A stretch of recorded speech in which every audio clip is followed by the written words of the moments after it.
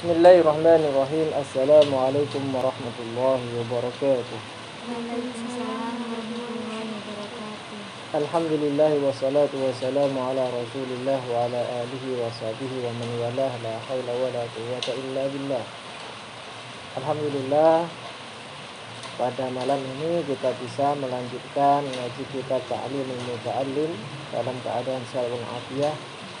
Kita berdoa mudah-mudahan Allah senantiasa melimpahkan kepada kita nikmat sehat, nikmat mencari ilmu, sehingga kita tidak bosan-bosannya untuk menggali ilmu-ilmu yang Allah titipkan kepada para ulama melalui kitab yang dikarang oleh beliau-beliau. Kita berdoa pula mudah-mudahan kita senantiasa diberikan ilmu yang bermanfaat di dunia wal akhirah. Amin ya rabbal alamin. Salawat serta salam mudah-mudahan tetap tercurah limpahkan kepada junjungan kita Nabi Agung Nabi Muhammad sallallahu alaihi wasallam. Pada malam ini kita akan mengangkat tema yaitu berapa kali mengulang pelajaran.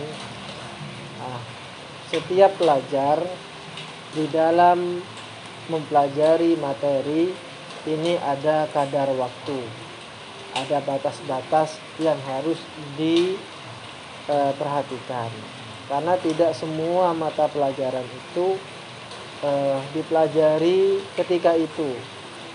Maka penting adanya silabus. Silabus itu menentukan bahwa hari ini akan mempelajari ini sampai ini, besok akan mempelajari ini sampai ini. Nah, itu namanya qadrus saduki. Jadi semua pelajaran apapun itu pasti ada silabusnya, ada silabinya. Kenapa? Supaya yang dipelajari ini meskipun sedikit dia akan masuk ke dalam pemahaman kita. Kita baca di halaman 72. Bismillahirrahmanirrahim. Qala al-musannif rahimahullah wa nafa'ana bihi wa bi'ulumihi fid dharain amin. Wa amma qadrus sabati lan ana pun utawi kira-kira ngaji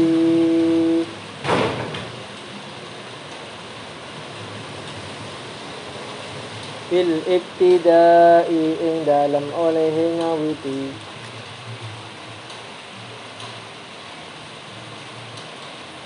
fakana mungko iku ono sopo Abu Hanifah iku yakin cerita akan sopo Abu Hanifah Anis Syekhil Qadi Al-Imam saking Syekh Qadi Imam Umar bin Abi Bakrin, Umar ibnu Abi Bakrin Az-Zarnuji kang bangsa Zarnuji rahimahullahu ta'ala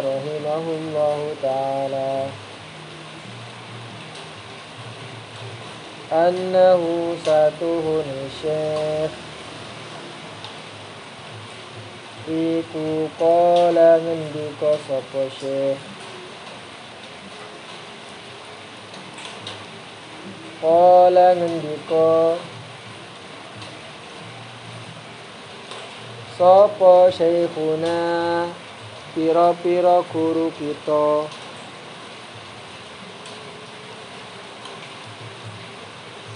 rahimahullahu ta'ala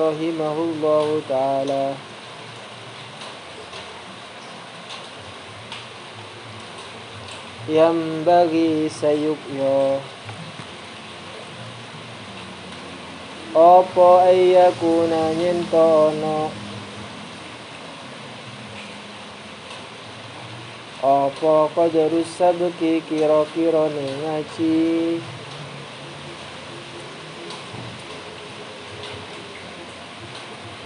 lil mubtadi katuwe wong kang ngawiti ngaji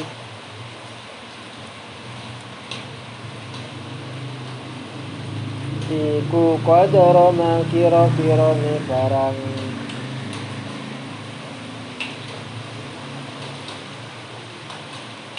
Yumkinu kang kongang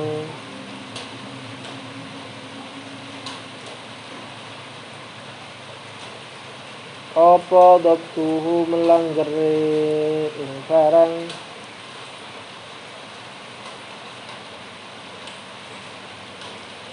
bil i'adati kelawan baleni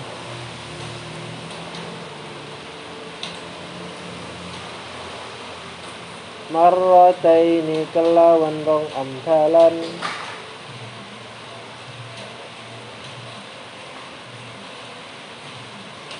wa yazidu lan nambahi sapa mubtadi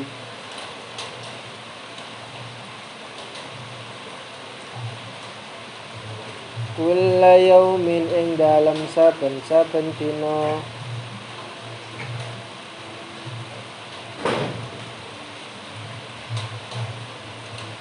kalimatan ing sak kalimat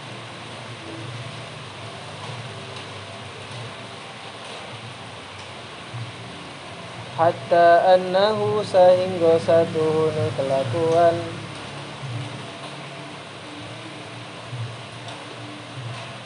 wa in talalan senajan suwi apa ngaji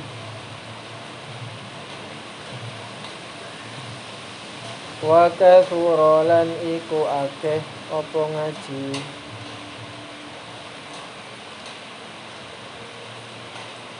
iku yumkinu kongang apa babatuhu melanggere ngaji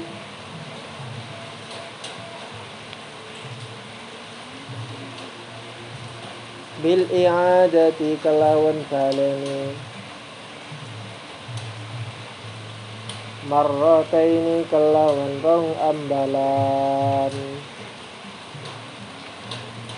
Artinya bab ini akan membicarakan tentang seberapa banyak atau seberapa lama orang memahami materi pengajian yang ia kaji, terutama bagi orang pemula, ilmu mubtadi, bagi orang yang memulai ngaji.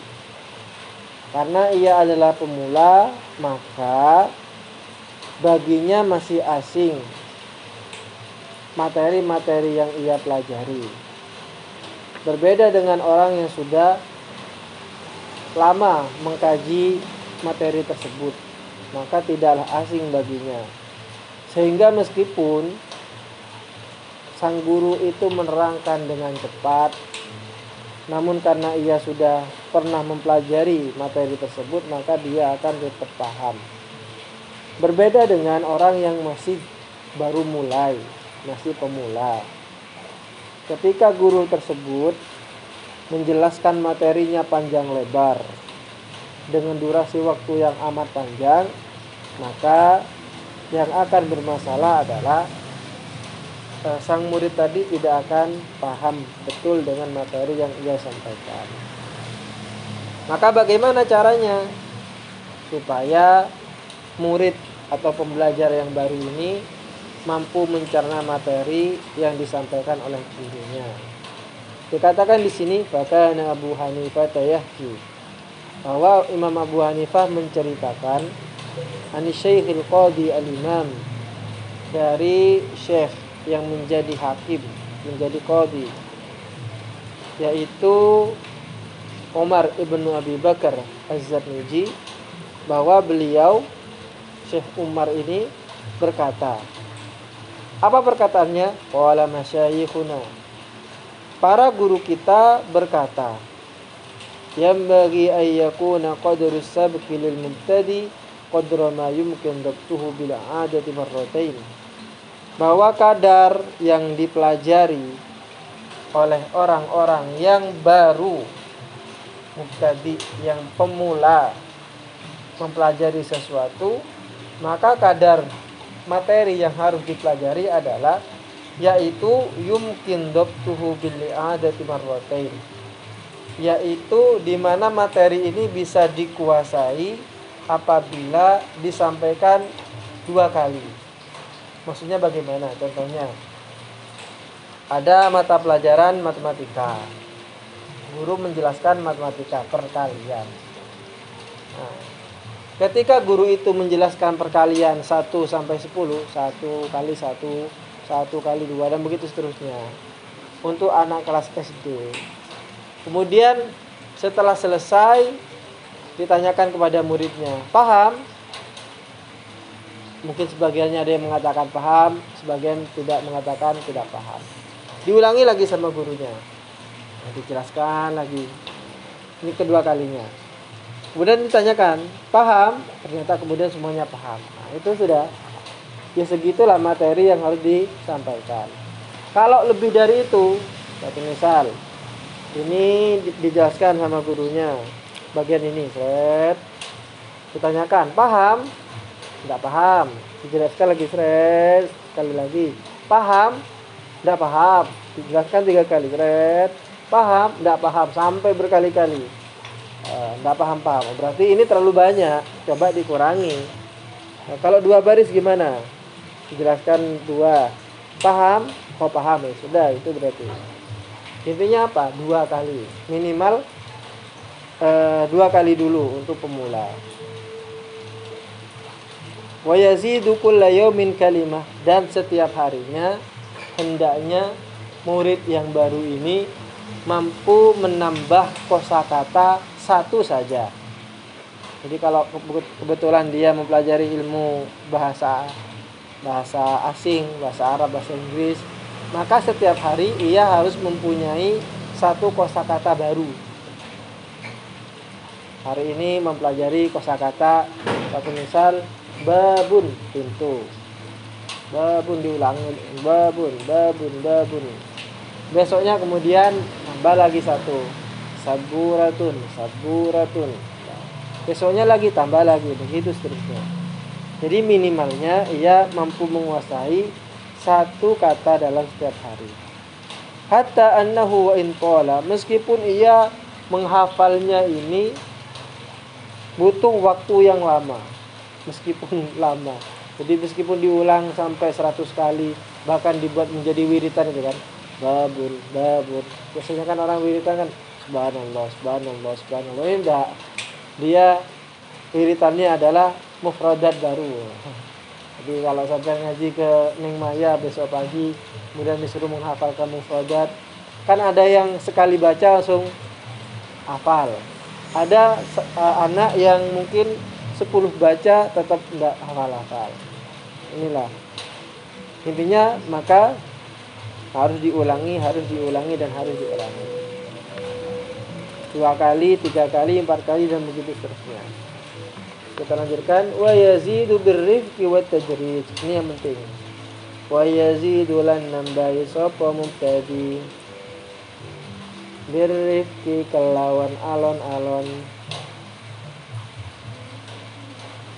Rifqi itu artinya alon-alon. Alon, Cak.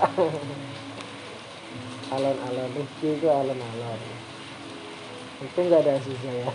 Wa tadrijilan, munggah setitik. Dan di dalam menambah materi atau menambah hafalan, tidak usah buru-buru, santai saja, namun pasti. Harus lembut, nggak usah gerusu. Intinya setiap hari ada tambahan, baik itu tambahan hafalan, tambahan pemateri, dan seterusnya. Wa tajrid, dan juga harus berkesinambungan, harus step by step. Tidak bisa sampean langsung mempelajari yang paling sulit, enggak.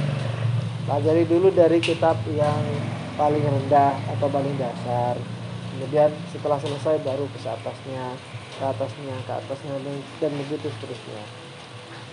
Intinya apa? Intinya bahwa materi yang dipelajari oleh siswa atau oleh santri hendaknya benar-benar dipastikan ia menguasai betul. Kalau dia belajarnya banyak dan tidak menguasai, maka tidak usah dipaksakan. Yang penting dalam tiap hari itu ada tambahan pengetahuan, meskipun itu sedikit, itu tidak apa-apa. Daripada belajar banyak, satu malam itu langsung dihabiskan satu buku. Tapi ketika ditanyakan apa isinya, nggak tahu. Ini ngeblank gitu kan. Biasanya ini belajar yang kebut semalam ini. Besok ujian, sekarang dibaca semuanya. Kan. Ketika ditanyakan apa yang kamu baca, nggak tahu. Ngerti nggak? Nggak ngerti. Kenapa ya? Karena kapasitas memori kita tidak mencukupi. Maka yang baik itu adalah baca setiap hari, meskipun itu sedikit. Atau misal sehari ini baca selembar, besoknya selembar. Tapi satu lembar ini benar-benar dipahami betul, sudah paham betul sudah. Nah, kemudian kalau tidak paham, ulangi lagi. Tidak paham, ulangi lagi. Dan mengulanginya perlu kesabaran. Alon-alon saja, birrifqi, harus lembut, jangan gerasa gerusu, santai saja. Gitu. Fa'amma idza qala, mongko ana pun tetep kala suwi apa as-sadqu ngaji fil ibtida'i ing dalem ngawiti wahta jalan putus sapa al muta'allimu wong kang ngaji ila i'adati asyra marratin maring baleni kaping 10 pira-pira ambalan.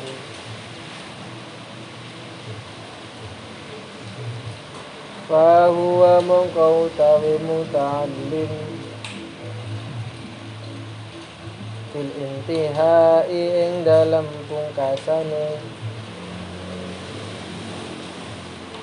aidan halimane iku yakunu ana sapa muta'allim iku kadzalika kaya mengkono hajat ping 10. Jika ada seorang siswa yang kurang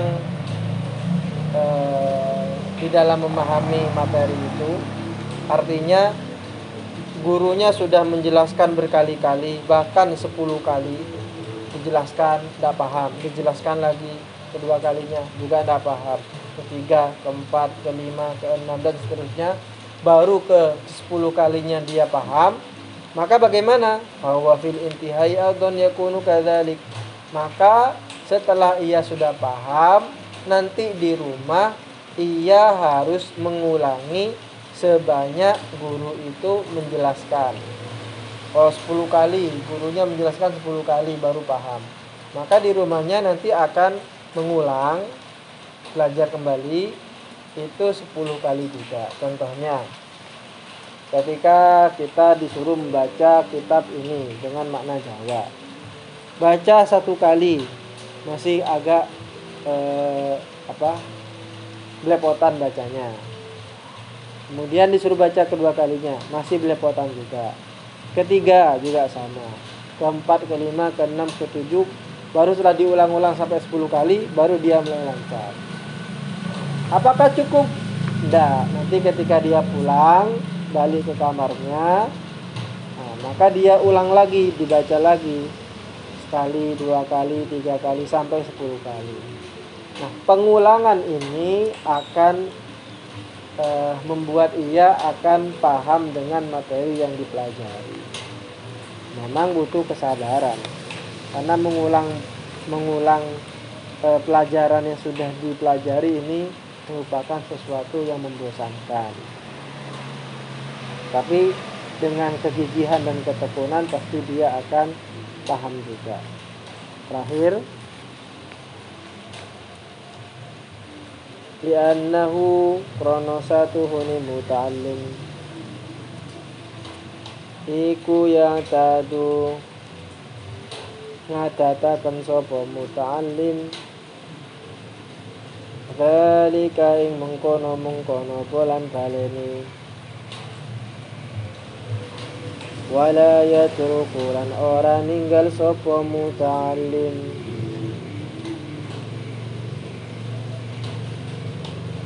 tilkal adata ing mengkono pengadatan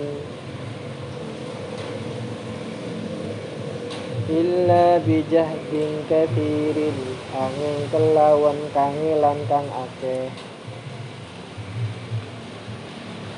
Dan kebiasaan mengulang pelajaran meskipun itu berkali-kali itu adalah kebiasaan yang bagus, tidak boleh ditinggal. Wala yatruku tilkal adah, janganlah meninggalkan kebiasaan mengulangi pelajaran kecuali kalau anak tersebut memang benar-benar bebel.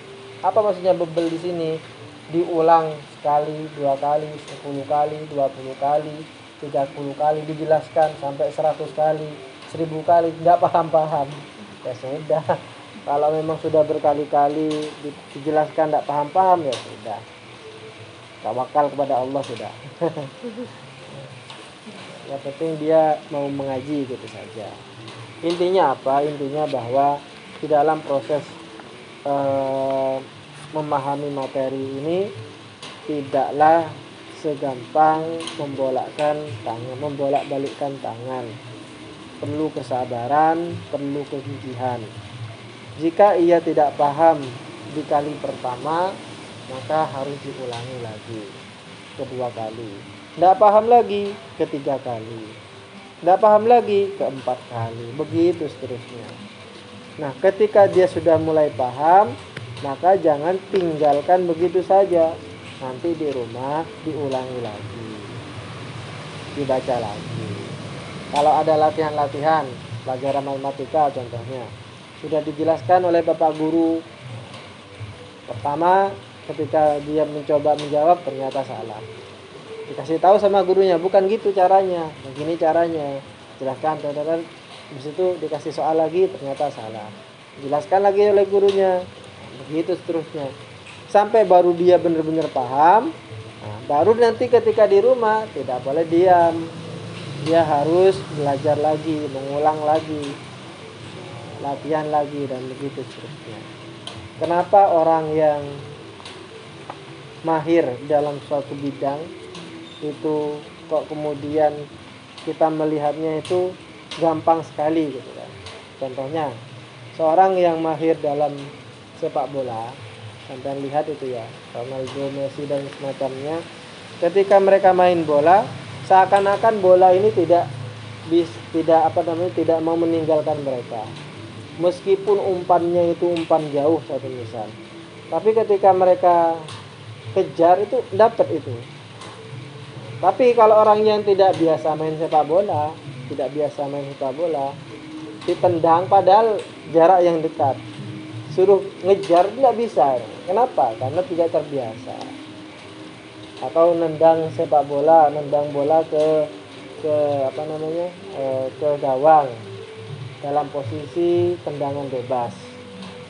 Bagi Ronaldo, bagi Messi, pemain-pemain profesional itu nendang dari jarak jauh bisa masuk, bisa gol. Tapi bagi orang yang tidak biasa main sepak bola, enggak bisa. Kenapa ya? Karena memang tidak membiasakan. Mereka itu orang-orang pemain profesional itu mereka berlatih shoot, berlatih nendang sepak bola itu berkali-kali setiap harinya.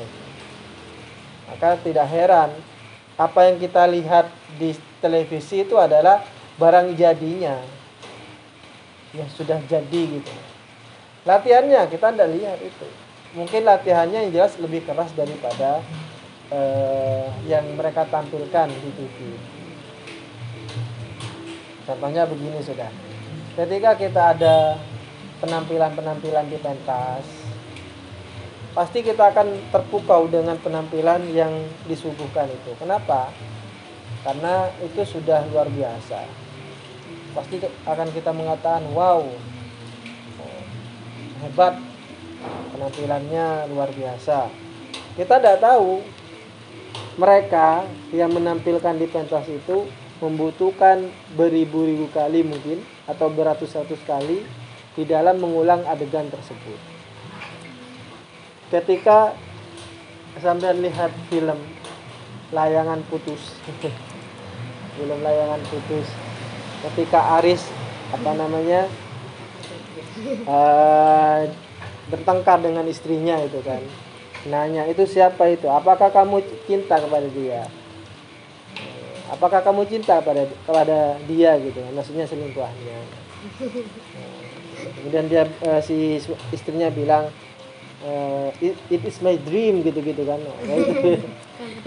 ini mimpiku. Ke mana? Kapadokia ya. Ke Kapadokia. Itu yang kita lihat itu luar biasa acting dari kedua artis ini. Itu jadinya itu.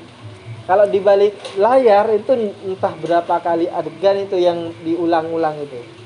Nggak cocok ini, cut, ulang lagi. Cut, ulang lagi begitu. Diulang-ulang, tidak serta-merta baca skrip, baca naskah kemudian langsung jadi, enggak, diulang-ulang itu. Dan pengulangan itu pasti membutuhkan waktu yang lebih lama daripada hasil yang kita lihat itu. Pasti itu sudah hukum alam seperti itu. Yang namanya persiapan itu pasti jauh lebih lama daripada hasil. Makanya jangan heran kalau sampean saat ini sedang berproses, maka di satu sisi mungkin sampean akan merasa lama sekali proses saya ini ya. Memang seperti itu. Orang yang kita lihat saat ini, orang-orang sukses itu adalah hasilnya. Kita tidak tahu proses yang mereka lalui bagaimana, jatuh bangunnya mereka kita tidak tahu. Yang punya MS Glow kan, Maharani dan Sandi ya, kita tidak tahu gimana jatuh bangunnya mereka, bagaimana mental mereka itu diterpa, kita tidak tahu. Tahunya itu ya ketika sudah hasil saat ini gitu kan. Ketika kita lihat di vlog-vlognya mereka kemana-mana pakai jet pribadi, itu sudah hasilnya itu. Dan hasilnya itu hanya ya sebentar saja yang ditampakkan di balik layar itu panjang itu. Ya begitulah memang proses. Maka percayalah pada proses dan hasil itu akan kita peroleh sesuai dengan usaha yang kita lakukan. Atau yang biasa kita sebut bahwa proses itu tidak akan mengkhianati hasil. Itu saja yang bisa kita sampaikan, mudah-mudahan bermanfaat. Wallahu a'lam bishawab. Wassalamualaikum warahmatullahi wabarakatuh. Waalaikumsalam warahmatullahi wabarakatuh.